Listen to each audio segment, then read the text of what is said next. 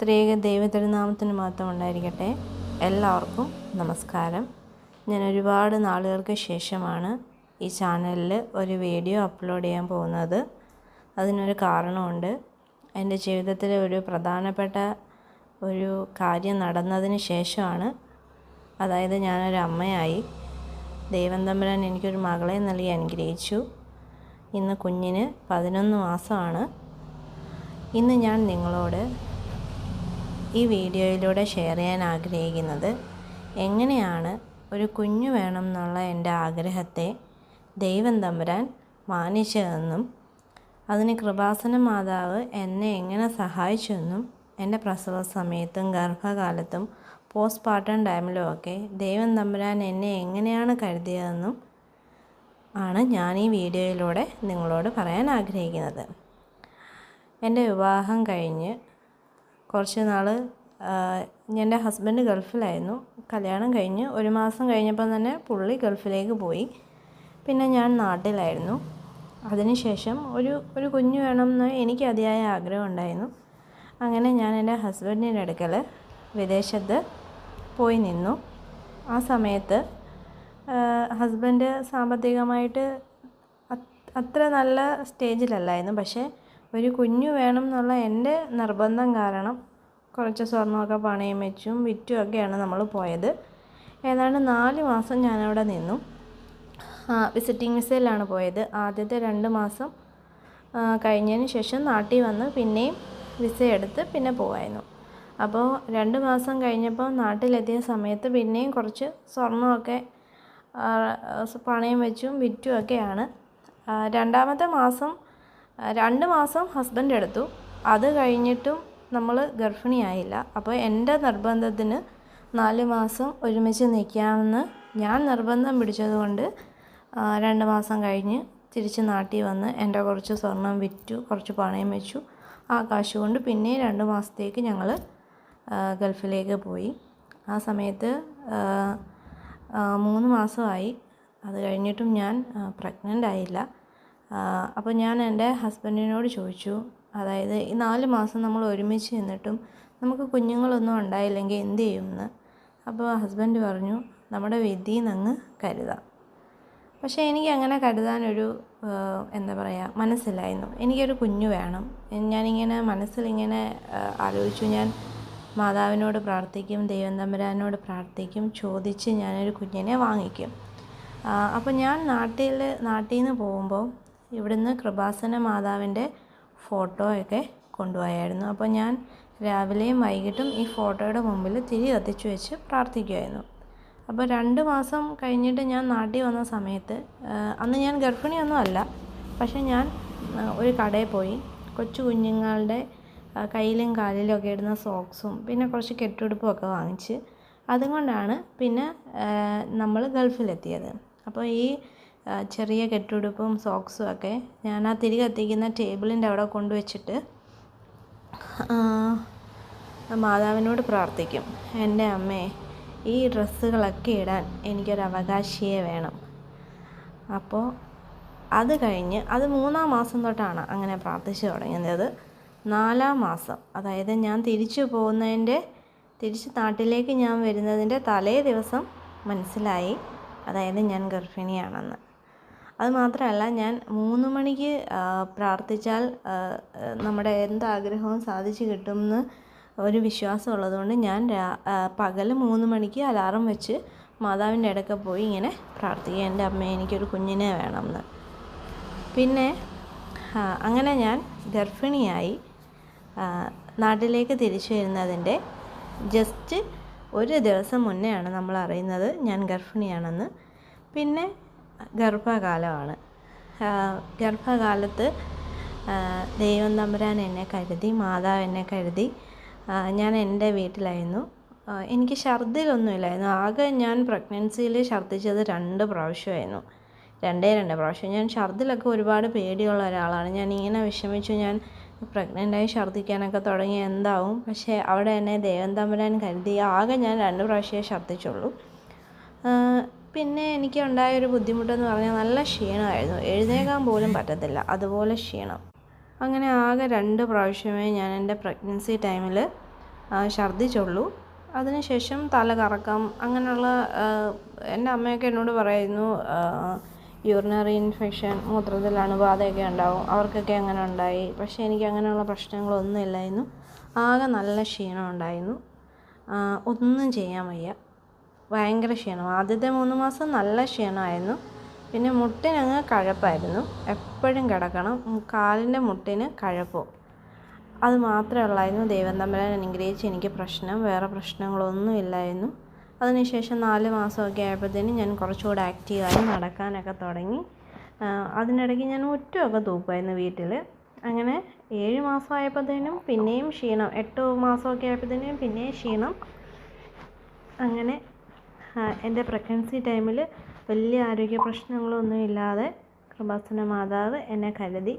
ഈ സമയത്തെല്ലാം ഞാൻ എത്ര വയ്യായെങ്കിലും എൻ്റെ വീട്ടിൽ വൈകുന്നേരം 6 മണിക്ക് സന്ധ്യാതിരി കത്തിച്ച് വെച്ച് പ്രാർത്ഥിക്കും. ഞാൻ പ്രഗ്നൻ്റ് ആയ സമയമെല്ലാം എൻ്റെ വീട്ടിൽ തിരി കത്തിക്കുന്നത് ഞാനായിരുന്നു. സന്ധ്യാതിരി കത്തിച്ച് ഞാൻ മാതാവിനോട് എന്നെ എൻ്റെ കുഞ്ഞിനെ സംരക്ഷിക്കണമെന്ന് പ്രാർത്ഥിക്കുമായിരുന്നു. അതിനുശേഷം എൻ്റെ പിന്നെ എനിക്ക് പ്രഗ്നൻസിയിൽ കുഞ്ഞിന് വളർച്ചക്കുറവ് കണ്ടായിരുന്നു. അതുമായിട്ട് ബന്ധപ്പെട്ട് കുറച്ച് സ്കാനിങ്ങും അതും ഇതുമൊക്കെ കൂടുതൽ വേണ്ടി വന്നു. പക്ഷേ അപ്പോഴും വലിയ പ്രശ്നമൊന്നുമില്ല. ഒരു ഇഞ്ചക്ഷൻ ഉണ്ടായിരുന്നു വളർച്ചക്കുറവിന് എടുക്കുന്നത്. അതിനുശേഷം കുഞ്ഞിനെ അവർ ഇടയ്ക്കിടയ്ക്ക് സ്കാൻ ചെയ്യും, എങ്ങനെയുണ്ട് വളർച്ച. അത് ഇഞ്ചക്ഷൻ എടുത്തതിന് ശേഷം കുഞ്ഞിൻ്റെ വളർച്ചയൊക്കെ സാധാരണ പോലെ വന്നു. പ്രോട്ടീൻ പൗഡറൊക്കെ കലക്കി കുടിക്കാൻ തുടങ്ങി. അങ്ങനെ കുഞ്ഞ് സാധാരണഗതിയിൽ വളർന്നു. പിന്നെ ഏതാണ്ട് 37 ആഴ്ച കഴിഞ്ഞപ്പോൾ ഒരു ഇൻഡ്യൂസ് ലേബറായിരുന്നു എനിക്ക് പറഞ്ഞിരുന്നത്. അങ്ങനെ ഞാൻ അഡ്മിറ്റായി. ഇൻഡ്യൂസ് ട്യൂബ് ഇട്ടിട്ടായിരുന്നുള്ള പ്രസവമായിരുന്നു എനിക്ക്. അങ്ങനെ പെയിനൊക്കെ ട്യൂബ് ഇട്ട് കഴിഞ്ഞതിന് ശേഷം റൂമിലെത്തി ഞാൻ എന്തോ ബെഡിൽ നിന്നിട്ടപ്പം തന്നെ അത് ട്യൂബ് പെട്ടെന്ന് പുറത്ത് വന്നു. അതിനുശേഷം പെയിനുള്ള മരുന്നൊക്കെ വെച്ചു. അങ്ങനെ ഡെലിവറിക്ക് വേണ്ടി പോയി. പെയിൻ വരാനുള്ള മരുന്നൊക്കെ അവർ വെക്കുന്നുണ്ടായിരുന്നു. കാര്യമായിട്ട് എനിക്ക് വേദനയൊന്നും വന്നില്ല. നടുവിനും വയറിനും ചെറിയൊരു വേദന. അതിനുശേഷം പിറ്റേ ദിവസം ഡോക്ടർ റൗണ്ട്സിന് വന്നപ്പോൾ എനിക്ക് വാട്ടർ ബ്രേക്ക് ചെയ്യുമായിരുന്നു. അതിനുശേഷം നല്ലതായിട്ട് കോൺട്രാക്ഷൻ വന്ന് എനിക്ക് വേദന വരാൻ തുടങ്ങി. ഏതാണ്ട് എനിക്ക് കൃത്യമായ സമയം അറിയില്ല, പക്ഷേ ഏതാണ്ട് 2 മണിക്കൂർ, അതിൽ കൂടാൻ സാധ്യതയില്ല, 2-2.5 മണിക്കൂർ മാക്സിമം അതിനുള്ളിൽ ഞാൻ പ്രസവിച്ചു. അധികം വേദന അനുഭവിച്ച് കിടക്കാൻ മാതാവ് എന്നെ അനുവദിച്ചില്ല. ഞാനിങ്ങനെ വേദന കൂടുമ്പോഴത്തേനും മാതാവേ, യേശുവേ, കർത്താവേ എന്നൊക്കെ വിളിച്ചു. അതിന് ശേഷം നിലവിളിയായി. പക്ഷേ അധികം സമയമെടുക്കാതെ എൻ്റെ ഡെലിവറി കഴിഞ്ഞു. ആദ്യത്തെ ഡെലിവറി ആയിരുന്നു. അടുത്ത ഡെലിവറിക്കൊക്കെ കുറച്ച് സമയം കൂടുതലെടുക്കും, വേദനയൊക്കെ വരും എന്നൊക്കെയാണ്. പക്ഷേ അവിടെ മാതാവ് എന്നെ കരുതി. എൻ്റെ ഒരു കണക്ക് പ്രകാരമാണ്, എൻ്റെ മനസ്സിലൊരു ഏകദേശ ഒരു സമയം ഞാൻ നോക്കിയിട്ട് 1.5-2 മണിക്കൂർ, ഇതിനപ്പുറം പോയിട്ടില്ല. കൃത്യമായ കണക്ക് എനിക്കറിയത്തില്ല എത്ര സമയത്തിനുള്ളിൽ ആ പ്രസവം നടന്നതെന്ന്. പക്ഷെ വളരെ കുറഞ്ഞ സമയത്തിനുള്ളിൽ പ്രസവം നടന്നു. അതിനുശേഷം ഹെൽത്തിയായ ഒരു മോളെ പരിശുദ്ധ ദൈവമാതാവ് എനിക്ക് നൽകി അനുഗ്രഹിച്ചു. ദൈവം തമ്പുരാൻ എനിക്ക് നൽകി അനുഗ്രഹിച്ചു. കുഞ്ഞിനും എനിക്കും വലിയ കുഴപ്പങ്ങളൊന്നുമില്ല. അങ്ങനെ ചെറിയൊരു മഞ്ഞപ്പ് കണ്ട് അവളെ NICUവിൽ വെച്ചു. അല്ലാതെ വേറെ പ്രശ്നങ്ങളൊന്നുമില്ല. പിന്നെയും ഞങ്ങൾ വീട്ടിലെത്തി. പിന്നെയും കുഞ്ഞിനെയും കൊണ്ട് ചെക്കപ്പിന് പോയപ്പോഴത്തേനും ഒരു മഞ്ഞപ്പ് കണ്ടു. പിന്നെയും NICUവിൽ വെച്ചു. അല്ലാതെ വേറെ കുഞ്ഞിന് പ്രശ്നങ്ങളൊന്നും ഇല്ലായിരുന്നു. അങ്ങനെ ഞാൻ മോളെയും കൊണ്ട് വീട്ടിലെത്തി. സ്റ്റിച്ചിൻ്റെ പെയിനൊക്കെ ഉണ്ടായിരുന്നു.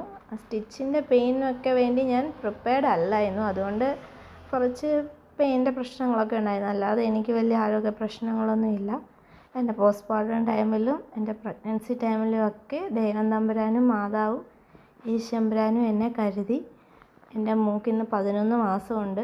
സാധാരണ കുഞ്ഞുങ്ങൾക്ക് വരുന്ന പോലെയുള്ള ഇടയ്ക്കിടയ്ക്ക് പനിയോ ബുദ്ധിമുട്ടുകളോ ഒന്നുമില്ല. വളരെ ഹെൽത്തിയായ ഒരു പെൺകുഞ്ഞാണ്. ഡെവലപ്മെൻറ്റ്സൊക്കെ നടക്കുന്നു. ഇതുവരെയും വലിയ പ്രശ്നങ്ങളൊന്നുമില്ല. ഇടയ്ക്ക് 2 ദിവസം മുമ്പ് തലയൊന്ന് ഇടിച്ച് ഒന്ന് ഛർദ്ദിച്ച് ഒരു ചെറിയ ബോധക്കേട് വന്ന് ആശുപത്രിയിൽ കൊണ്ടുപോയി. സ്കാനൊക്കെ എടുത്ത് കുഴപ്പമൊന്നുമില്ല. അതായിരുന്നു ഒരു ഇച്ചിരി പേടിപ്പിച്ച ഒരു പ്രശ്നം. അല്ലാതെ അവൾക്ക് പ്രശ്നങ്ങളൊന്നുമില്ല. ഒരിടയ്ക്ക് ഒരു ചെറിയ പനിയും വന്നു. അല്ലാതെ 11 മാസത്തിനിടയ്ക്ക് കുഞ്ഞിന് വലിയ ആരോഗ്യ പ്രശ്നങ്ങളൊന്നുമില്ല. കുഞ്ഞിനെ എന്നെ ആരോഗ്യത്തോടെ, സന്തോഷത്തോടെ, സമാധാനത്തോടെ പരിശുദ്ധ ദൈവമാതാവ് വഴി നടത്തി. ഈ സാക്ഷ്യം ഇതൊരു സാക്ഷ്യമാണ്, ഇതെൻ്റെ ജീവിതാനുഭവമാണ്. ഇത് കേൾക്കുന്ന നിങ്ങൾ കുഞ്ഞുങ്ങളെ വേണമെന്ന് ആഗ്രഹിക്കുന്നവരും ഗർഭിണികളും കുഞ്ഞുങ്ങളുണ്ടായതിന് ശേഷം ഉള്ളവരും ഒക്കെ ആണെങ്കിൽ ഈ സാക്ഷ്യം നിങ്ങൾക്ക് ഉപകരിക്കും. കാരണം പരിശുദ്ധ ദൈവമാതാവിൽ ആശ്രയിച്ചാൽ, ദൈവം തമ്പുരാനിൽ ആശ്രയിച്ചാൽ ജീവിതത്തിൽ എത്ര പ്രശ്നം ഉണ്ടെന്ന് നമ്മൾ വിചാരിക്കുന്ന സാഹചര്യങ്ങളും ഈസിയാക്കി തന്ന് നമ്മുടെ ജീവിതം കുറച്ചും കൂടി സമാധാനപരമാക്കാൻ പരിശുദ്ധ ദൈവമാതാവിന് സാധിക്കും. ഇത് ഈ കുഞ്ഞിനെ എനിക്ക് നൽകി അനുഗ്രഹിച്ചത് പരിശുദ്ധ ദൈവമാതാവാണ്. കൃപാസന മാതാവിനോടുള്ള നന്ദി സൂചകമായിട്ട് ഞാൻ എൻ്റെ മകൾക്ക് കൃപ എന്നാണ് പേരിട്ടത്. കൃപാസന മാതാവിൻ്റെ അനുഗ്രഹം കൊണ്ട് എനിക്ക് കിട്ടിയ കുഞ്ഞാണ്. അതുകൊണ്ട് ഞാൻ അവൾക്ക് കൃപയെന്ന് പേരിട്ടു. ഇതൊരു സാക്ഷ്യമാണ്. നിങ്ങളില്ലെങ്കിൽ, കുഞ്ഞുങ്ങളെയും കൊണ്ട് ബുദ്ധിമുട്ടുന്നെങ്കിൽ, കുഞ്ഞുങ്ങൾക്ക് രോഗങ്ങളുണ്ടെങ്കിൽ, ഗർഭകാലത്ത് നിങ്ങൾക്ക് പ്രശ്നങ്ങളുണ്ടെങ്കിൽ, അല്ലെങ്കിൽ നിങ്ങളുടെ റിലേറ്റീവ്സിനോ നിങ്ങളുടെ ഭാര്യയ്ക്കോ പെങ്ങൾക്കോ ആർക്കെങ്കിലുമാണ് ഇങ്ങനെയുള്ള ബുദ്ധിമുട്ടുകളൊക്കെ ഉള്ളതെങ്കിലും അവരോട് നിങ്ങൾ പറയണം, പരിശുദ്ധ കൃപാസന മാതാവിൽ ആശ്രയിക്കണം. ജീവിതത്തിൽ നമ്മൾ ഒരുപാട് ബുദ്ധിമുട്ടുന്ന പ്രയാസങ്ങളെ നേരിടുന്ന കാലഘട്ടങ്ങളാണ് പ്രഗ്നൻസി ടൈമും പോസ്റ്റ്പാർട്ടം ടൈമും ഒക്കെ. അതൊക്കെ പരിശുദ്ധ ദൈവമാതാവിൻ്റെ അനുഗ്രഹത്താൽ എനിക്ക് ഈസിയായി കിട്ടി. നിങ്ങൾക്കും കിട്ടും. നിങ്ങൾ പരിശുദ്ധ ദൈവമാതാവിൽ ആശ്രയിക്കണം. എല്ലാവർക്കും നന്ദി, നമസ്കാരം.